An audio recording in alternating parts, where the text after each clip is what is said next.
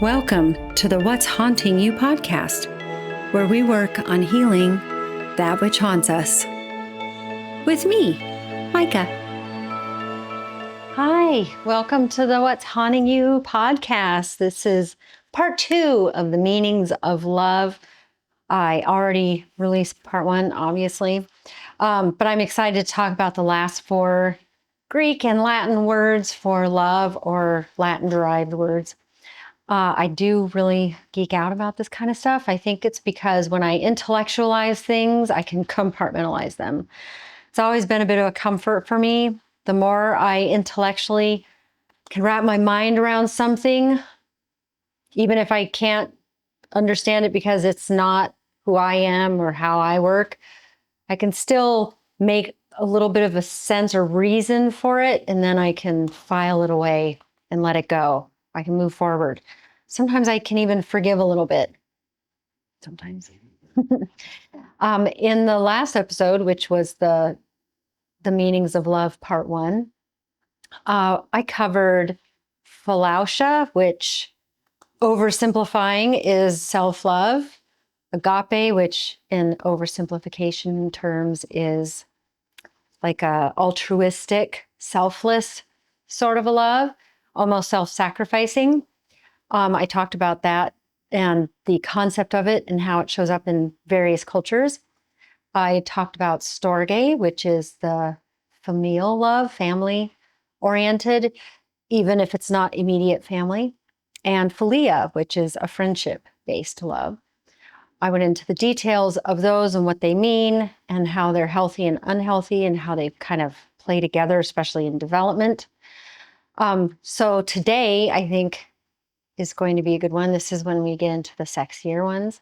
And I'm going to start with a fun one, which I personally feel like as an Aries, I embody it. Most Aries I know do. And I get along well with other Aries because we get each other. We understand this kind of way we communicate and enjoy life. Other people don't always get it. I've been accused of many unsavory things that were untrue because of it. Some people just don't understand bubbly, exuberant personalities, I guess. I don't know. That's what haunts me. Anyway, the first one we're going to talk about is Ludus. And I hope I say these things correctly because I am not Greek, nor do I know Latin. So if I mispronounce anything, I apologize. And feel free to correct me if you do speak Greek or Latin. Ludus has its origin in Latin. It stems from the Latin word ludere, which means to play. It also is believed to be literally translated as game or sport, at least back when Ludus was first established. In love, Ludus refers to the playful approach to love, like flirting, teasing, seduction. I want to talk a little bit about the color wheel theory, and I'll link more in depth. I'll include a link in my Substack and Patreon. We'll have all my references there, so you can go to one of those if you want to see all of the references. But I want to talk a little bit, touch on what the Canadian psychologist, the theory John Allen Lee came up with. He created using the different loves that I'm speaking about. In this theory, he conceptualizes Ludus as a specific type of love in relationships. He goes into how the different forms of love tie into your different types of attachment style, as well as how this can play into your compatibility, as well as conflict resolution in relationships. What I personally find interesting is how Ludus can show up in different attachment styles, but also how that can shift over time. I saw it in myself, and I may give you a very minor example, but according to Dr. Lee, I'm going to quote, this is a direct quote here, in the writings, the way Ludus love manifests can vary depending on your underlying attachment style. And remember, we talked about how attachment styles form. We touched on that a little bit when we talked about storge. So you'll understand more of that if you already listened or watched part 1. There's the dismissive avoidant. They may use Ludus as a way to maintain independence and avoid emotional vulnerability. They often prefer the game-playing aspect because it keeps relationships at a comfortable distance. I can relate to that one. When I was younger, I didn't even consider wanting or being in a committed relationship.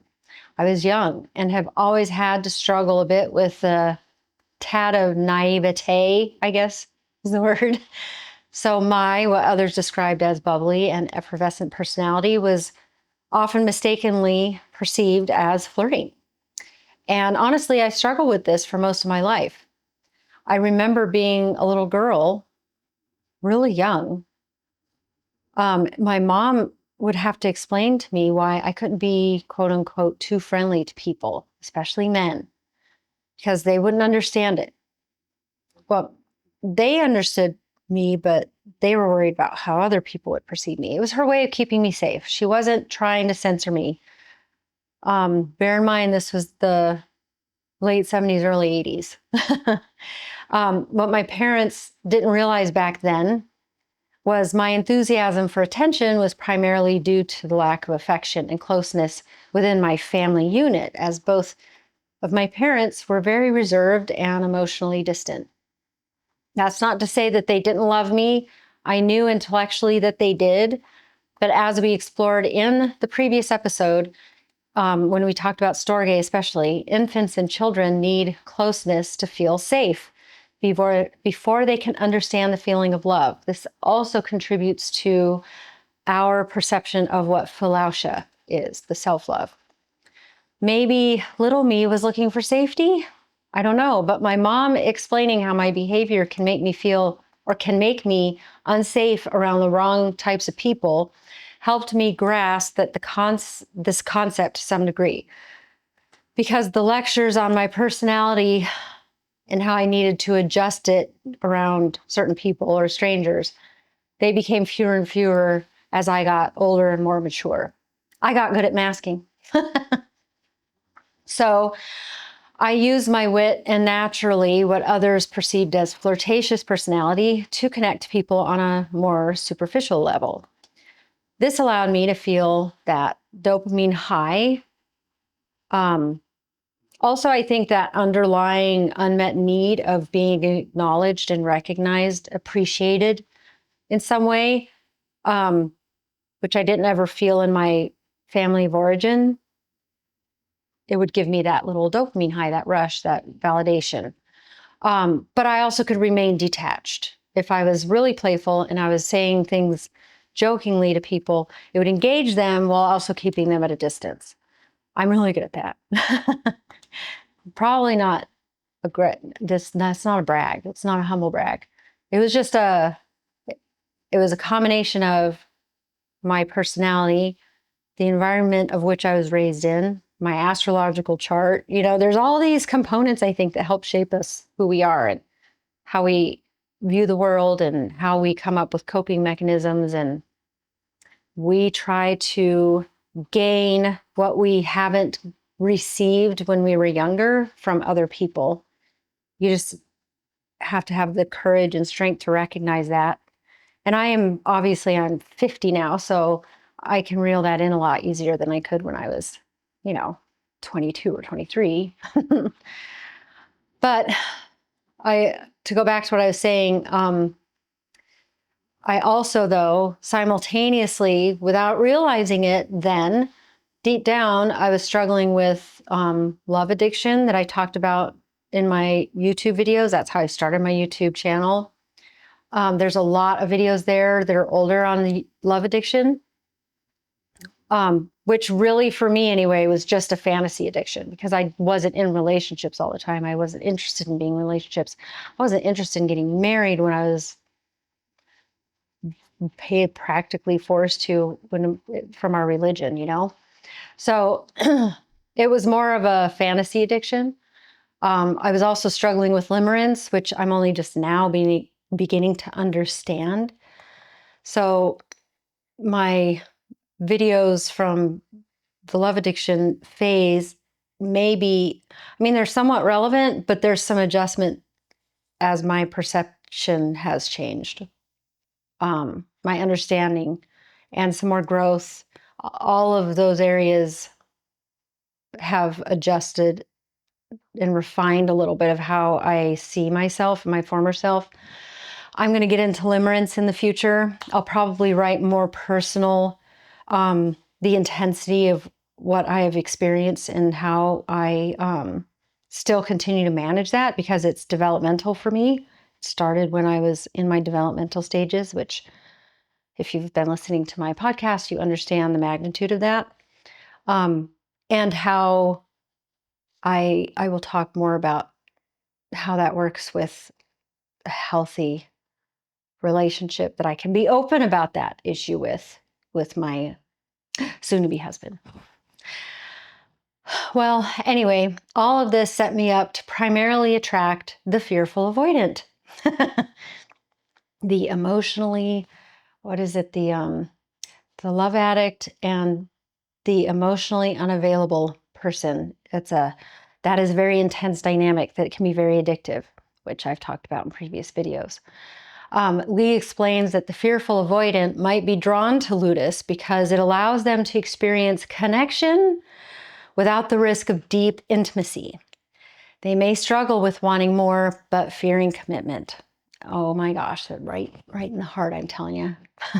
After my divorce, being newly single as an adult, we were married way too young because of our religious upbringing, as I mentioned. I embodied the anxious, preoccupied attachment style. Lee describes the anxious, preoccupied as someone who could use Ludus temporarily as a coping mechanism after relationship disappointments, though this style typically conflicts with their deeper need for security and commitment. In defense of myself and anyone who has had to recover from trauma or abuse, I think this is a normal, I hate using that word, but this is a typical response because the nervous system is wrecked. The nervous system needs time to rediscover or relearn or learn for the first time what safe even feels like. And that typically means spending time alone while delicately weaving in and out of lighter relationship dynamics to get to know yourself again. You know, dip your toe in a pool. Don't actively look for anything intense or deep or long-term commitments, but learn to feel comfortable on your own for a while and then slowly dip your toe in and kind of see what you've learned about yourself, and then interact with people again in a somewhat romantic sense. And that kind of helps you gauge where you're at with your growth process and healing process. It was never my intention to jerk anyone around. So I was transparent with those around me or anyone that would have been interested in me, or vice versa, what my situation was, especially when I was newly separated and divorced. I think recognizing that you're still in an anxious, preoccupied mode is a really big deal. It's an even bigger deal to share that with another person. What they do with that information, that's up to them. But what they did when I would give them that information would tell me everything me and my nervous system needed to know regarding how invested I should get from that point forward. I will tell you that telling someone no is the best way to get to know who they really are. And yeah, I might talk about that again as we go deeper. Anyway, lastly, Lee describes Ludus in a secure attachment style by saying that the person with a secure attachment style may enjoy Ludus during certain life phases, like college years, but typically prefer more committed relationships as they mature. Again, this may be my Aries nature coming out, but bold of you to assume, sir, that secure relationships with two people who have or have learned how to have a secure relationship style can also play and flirt with their committed partner. I mean, and I found some nice articles that I'll link that expand on that and how you can use that in a relationship, which I think is healthy. How many older couples do you see giggling together? And it just warms your cockles, warms your heart. For me, teasing my significant other is a love language. And when he teases me back, I feel as though we're both invested in the relationship, but also in not taking ourselves or each other too seriously. because life is hard. Relationships sometimes can be hard. And the more you can laugh with your partner, I mean, for me, if it was serious all the time, I'd be depressed. I'd probably become withdrawn. I wouldn't feel secure, but that's just me. I think that teasing is a joy component. It's heart-centered. I mean playful teasing. I mean, you're not even low-key putting your partner down in any way. You know, you might point out I point out cute little idiosyncrasies that I find endearing, and he does the same with me, but we're not putting the other person down. We're not embarrassed by it. If they did this thing in front of someone else, we wouldn't be mortified. It's just, we find little things, we find charming little quirks, you know, the humanness of each other is fun. Having a partner that gets that, but also can, at the very least, match it, keeps me from feeling bored or too stuck in a routine that one or both of us may be tempted to break in a way that is often unhealthy for one or both parties. Play keeps your inner child alive. It's also keeps them satiated, because your inner child is the one, and their unmet needs are the ones that drive a lot of things, especially when we're not conscious of it. So play helps them feel recognized and acknowledged. And if our deepest and most permanent neural pathways develop when we're children, especially that child that didn't get to associate play with vulnerability with their caregivers, but they discover that they can have that kind of relationships as adults in a healthy relationship. I mean, romantic or otherwise, wow, what a tremendous gift that is. So to wrap up Ludus, I just want to share how Lee associates Ludus with the other forms of love we've already discussed in the previous episode. And then I'll add his thought on the last three as we cover those in this episode. If I remember, if I forget, I'll make sure the link is there so you can look it up. But Ludus versus agape, agape is selfless and nurturing, while Ludus is more self-focused on personal enjoyment. I don't entirely agree with this, because Ludus requires more than one person to play. It's no fun if two or more people sit down or go out to play a game and one or more people hate it. It brings everyone else down. But if everyone is invested, then everyone has something to gain from the dynamic. Like I said before, we are community-based creatures, and for me, Ludus is a playful, lighthearted way to engage with other people without anyone having to feel like they're investing too much of themselves.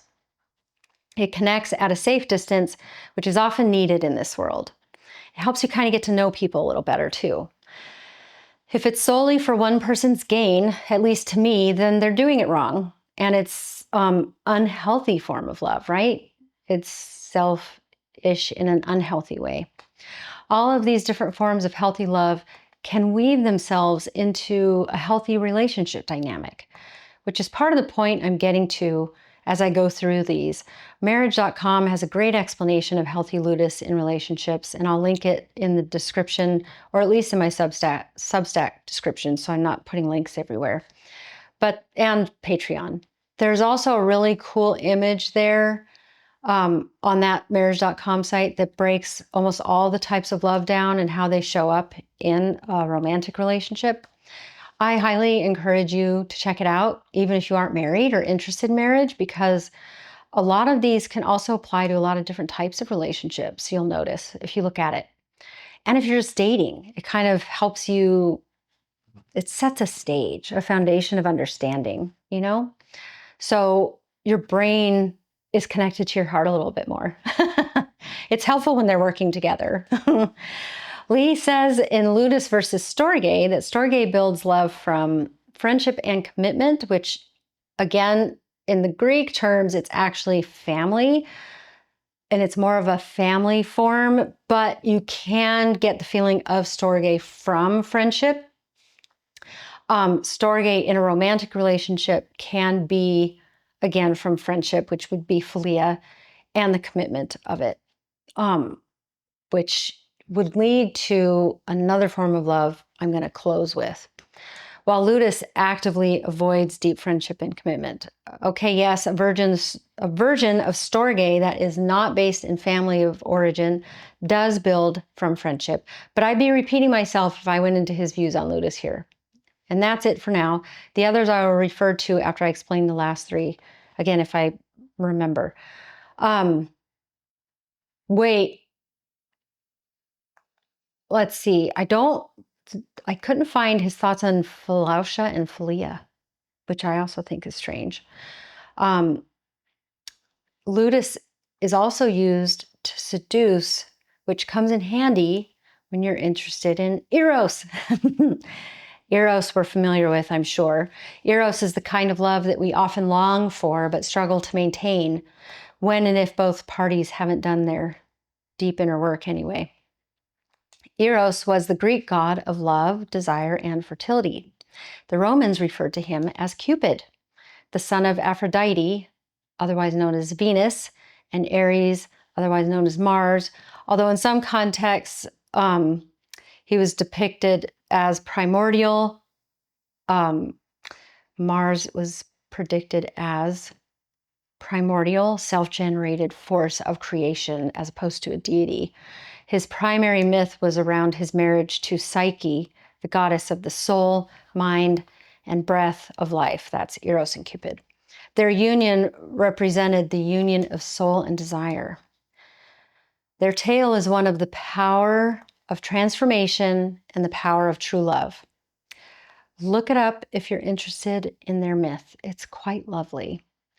That's Psyche and Eros, or Cupid. Or I could talk about it more in another episode. I'd love to talk about mythologies and deities in other episodes if you'd like, and how they connect, how we can connect to those stories now, how they still apply, because that's very interesting to me. The origin of the Greek word eros means desire and passionate or carnal love, as well as the actual God himself. Erotes or erotes, I don't know, I'm thinking of elotes because that's how it's spelled, but with an R. That's the plural form that represents God or personification of love. In ancient Greek, I don't know how to say this at all, E-R-A-O, ereo, to be in love with, to desire passionately or sexually. Eros is a passionate love and a sexual love, very distinct from philia and agape. Plato referred to Eros as a force that drew people towards beauty and divinity. Freud believed that Eros came from our life force and represents the life instinct of self-preservation to procreate as a means of immortality as well as sexual pleasure. So physical desire is the catalyst for this idealistic and exalted form of love, as is a bit of the ego. At its best, Eros can help the spiritually mature recall knowledge of beauty, according to Socrates. When misused or misguided, abused or overindulged, it can lead to impulsive acts, broken hearts, and broken relationships. Plato believed that physical attraction wasn't necessary for Eros. He believed that Eros can move from its initial carnal form to an intellectual form through mental purification. So to play on this principle, Carl Jung saw Eros as a feminine principle, energetically speaking, a form of psychic relatedness. He saw Eros as the masculine counterpart to Logos, which is a more rational principle or objective interest. Now, Jung came up with this idea based on Plato's tripartite soul. So in thinking of this theory of Plato's, imagine a pyramid shape for this model of human nature. Okay, you got a pyramid in your mind. At the top was Logos, which is that masculine energy, which is reason. This is located in the head and is the rational part of us that seeks truth, governs knowledge, and should, quote unquote, control the other two parts. Thymos, or spiritedness, which is located in the chest and responsible for anger, courage, self-esteem, and honor. Thymos is an ally to Logos, helping manage desires, but can become destructive if misdirected.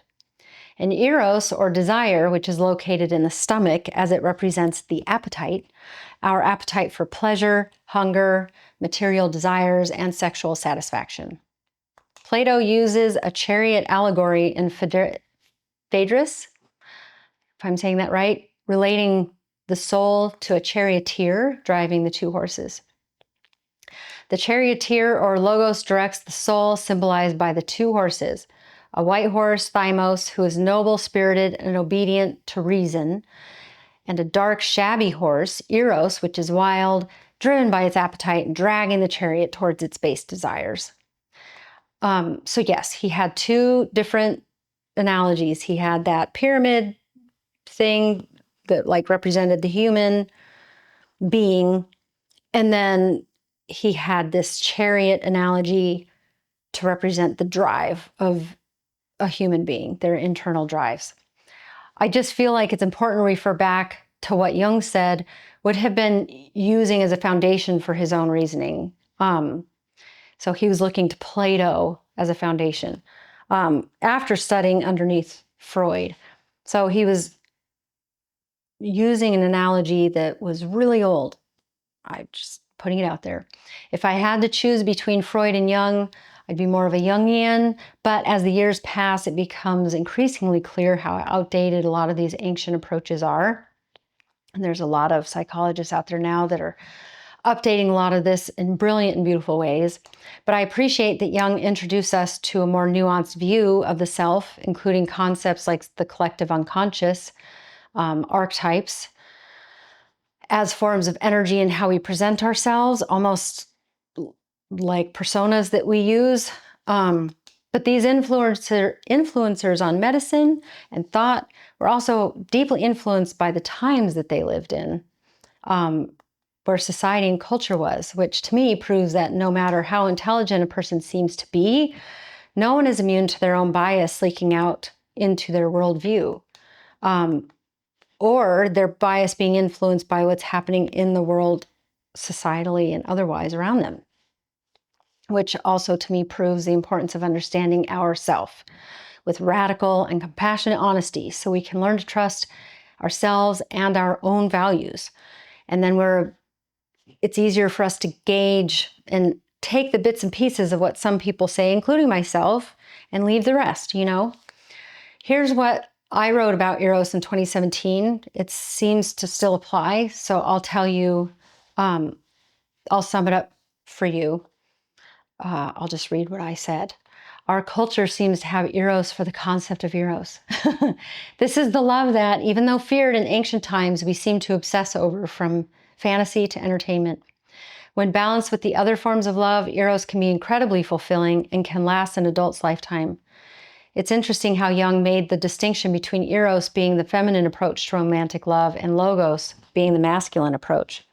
When both genders embrace the opposite gender's approach, then the love becomes transcendent. Men and women both have masculine, yang, or Logos, as well as feminine, yin, or Eros, aspects to their psyches. Not to mention how all of our bodies operate best when these two energies are in balance, left to right, top to bottom, inside and outside. So even in relationships where the genders are the same, the approach to love can still vary based on each person's dominant energy. For example, I'm a female. I identify and am a cisgendered white female.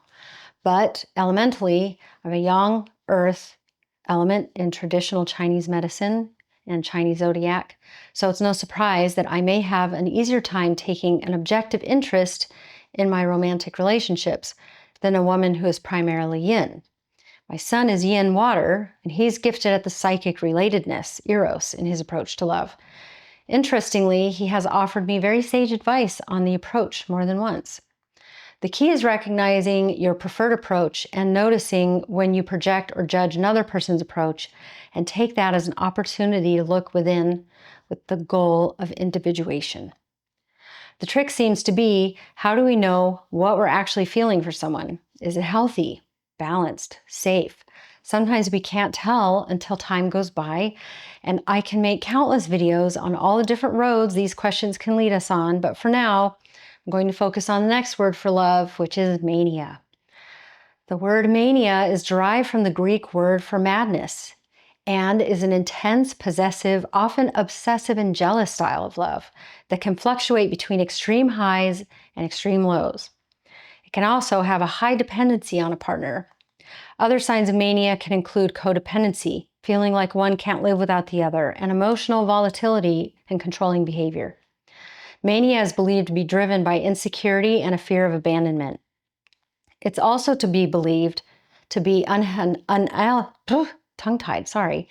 unhealthy combination of Ludus and Eros. Mania is often compared to a drug-like addiction to a partner, where the thrill of the romantic aspect is coupled with intense fear and insecurity. The Greeks feared Eros because they were so afraid of mania. Love addiction and limerence are my own personal experiences with mania. I also observe it a lot in society. I'm getting so tongue-tied, sorry. In my view, when I see people idolizing another human or relying on them to fulfill whatever emotional boo-boo they have, I just think that they haven't had their inner child held. They haven't held their own inner child. And they haven't come to terms of embracing their shadow self. But I did a podcast on that already. I did 2 actually on the value and crucial aspect of that. Anyway, the good news is that a person can shift their approach to love once they acknowledge the root of what's causing the mania. Focusing on healthy philautia is key. And happily, I know this from experience. So now I am able to experience for the first time in my life, Pragma. And it's going on 7 years now. Pragma probably sounds obvious since it's a form of being pragmatic. In philosophy, we have pragmatism, and in psychology, we have pragma as a long-term practical love. Pragma is a mature love that often begins when people come together with a shared goal or the same desired outcome that goes beyond appeasing loneliness or self-focused desires. Pragma develops over time with dedication and healthy degrees of mutual compromise and tolerance. This helps the relationships maintain something that is mutually beneficial. Pragma can develop into a close cooperation, even a symbiosis, as long as values and goals remain aligned. A pragmatic person will look for partners in relationships, romantic or otherwise, and that are compatible with their own core values and beliefs, as well as ensuring that they have shared desires. Pragma is an etheric, unconscious form of love, which is why great care and patience is taken in relationships that are evolving towards a common and mutually beneficial goal. Philia, Eros, and sometimes Ludus can develop into Pragma. Storge can also include Pragma. Personally, I knew I was moving into Pragma when I felt less of a need to process or discuss my relationship with anyone other than the person I was in a relationship with. This also assured me I wasn't in a mania state, because there was a time when I would obsessively talk about a person with friends to the point of irritating myself. If I hear this person's name come out of my mouth one more time, and I'm sure my friends felt like that tenfold. When I watch shows like Bridgerton, I think about how the adults planning their children's futures while talking about love is their pragma approach, because they're older and they're looking at things practically. The young people, however, consumed with hormones, have difficulty understanding the concept and rely heavily on the Eros feeling, or even a tad bit of Ludus.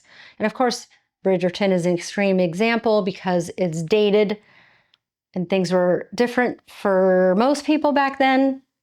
Of course, nowadays there are still people that approach things from that standpoint. I know that's how I was raised because of the religion I was in, so it still happens. When I was able to spend time single, healing, and getting to know myself, by myself for the most part, it was the best time of my life up to that point of my life. But then I started to realize that I could only grow so far. I mean, I had done as much healing as I could do. I had done as much growth as I could do without a counterpart to challenge me and offer me other perspectives. And I'm not saying this counterpart would challenge me directly, but sometimes when you're in a relationship, what you do and who you are and how you behave affects them, regardless of whether you want it to or not, just like they affect you, whether they're directly trying to or not. And it forces you to reflect on healthy aspects and aspects that may need a little refining, you know? Then, when that person did come along, I had, and he had, developed healthy levels of philautia, having a clear sense of who we were and what our values were.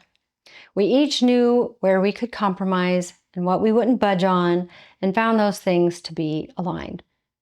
We felt philia fairly quickly, as we had so much in common and we had known each other for many years in a, not friend isn't the word, acquaintance, in an acquaintance sort of a way. So the philia happened fairly quickly because we had circled each other's orbits for a long time. But we had so much in common, and the Eros was there for a while. That was probably first. But we had both had a very mature approach to our dynamic. We kind of kept that in check as we got to know each other, because we took a pragmatic approach. Because sometimes you meet people and you know that Eros is probably as far as it's going to go, and you just want to roll around in it and then say, bye, that was great, thanks. And then there's people you meet and you're like, okay, well, this isn't the kind of person that, you know, is temporary. This is the kind of person that you either take extremely seriously or you don't get involved at all, right? And we both knew we had to take a pragmatic approach. So we were a lot more careful with each other. After dating a while, he felt like he was my family. He was my home. And Storge came into that love equation. We had known one another so many years prior, but the timing was never right. And we both knew how the other person expressed agape because we saw them. We would see how they were in the world. We also saw how the other person handled the fact that we weren't ready to date back when we had met in 2011. And we didn't know that we would end up together now. We didn't even table it. It was just like not an option. And he never treated me differently, and I never treated him differently. Very, very grounded and mature. It was good to know, though, years later. It was nice knowing. I'll tell you, nothing tells you more about a person than them saying no. I know I said it. I'll say it again. Their reaction is going to tell you everything. Jim was so unflinching, and he never treated me differently. And that stuck with me for years. I had tremendous respect for him. I have tremendous respect for anyone that is so self-assured without being arrogant or cocky.